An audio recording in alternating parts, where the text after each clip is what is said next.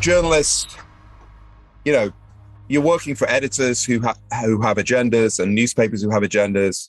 And it's, every person you quote, there's a reason why that they're quoted, not somebody else. There's a reason why you choose that quotation. I guess I'm talking now particularly about sort of political journalism where you're kind of shaping narratives. Yeah. And I'm kind of uncomfortable with that. And I became increasingly uncomfortable with it, where it's like top down.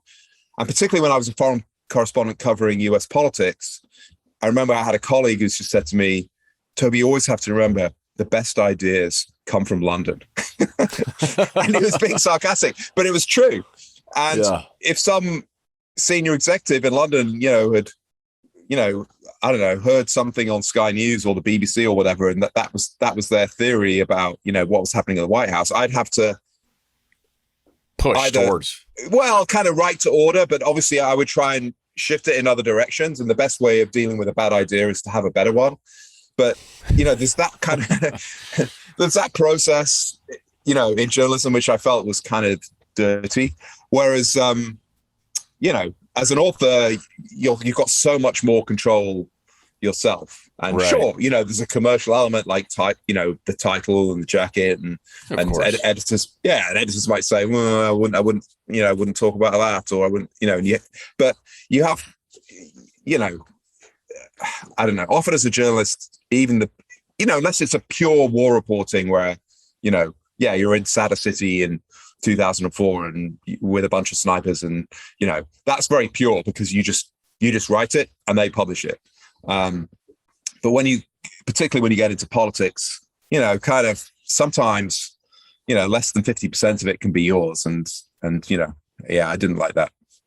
Yeah, I'm with you. That's the bullshit behind the media. And, I've always mentioned in other interviews, the kind of the list of occupations I really don't like. It's anybody has anything to do with taxes, anybody has anything to lawyers, and the media definitely comes up to the top of the list now, along with politicians. And I feel like the extreme right and the extreme left has been driven to that point because of the media, right? Mm. I mean, it's these politicians are one-upping each other with these extreme ideas and policies on both sides, but it's the reporting behind it has kind of pushed them into those corners. I feel like, I wish the news would go back to the fictional acronym that people used to think news stood for, and that's notable events, weather, and sports, right? I haven't heard that. That's good.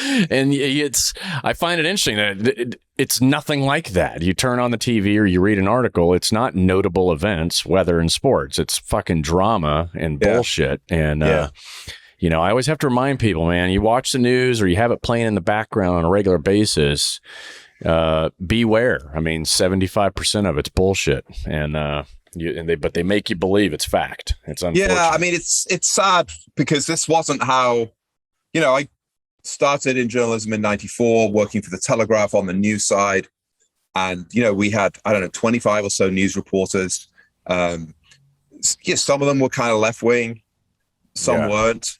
Most you didn't really know. But there were people, and I include myself in this, who just believed in being truthful and being fair and being straight.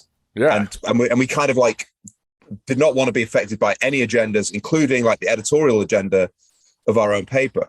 Whereas now I feel, and it's a whole other discussion, but journalists have felt the need to, or they've been pushed into taking sides and being on a side. And if you're a reporter, you shouldn't be on the side. You should be on the side of the reader. Mm-hmm. But that's it. And so, it's all become very distorted.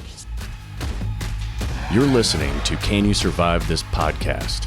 Thanks for tuning in. Please make sure to subscribe, rate, and share on the iHeartRadio app, Apple Podcasts, or wherever you get your favorite shows.